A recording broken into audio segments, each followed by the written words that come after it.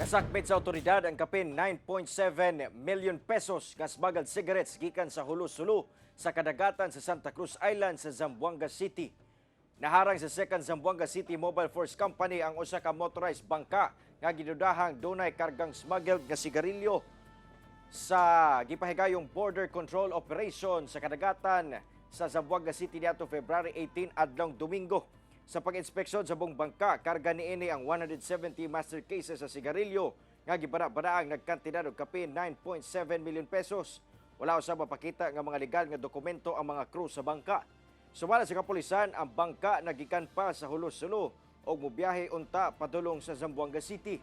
Sa karon gi-turnover na sa Bureau of Customs ang mga smuggled nga sigarilyo samtang ang 51 anyos nga suspect nga wala nagipanganlan sa otoridad posibleng mag-atubang og kasong paglapas sa Republic Act 8752 o Anti-Dumping Act of 1999 samtang ang 15 anyos nga kauban niini gikustodiya na sab sa kapulisan.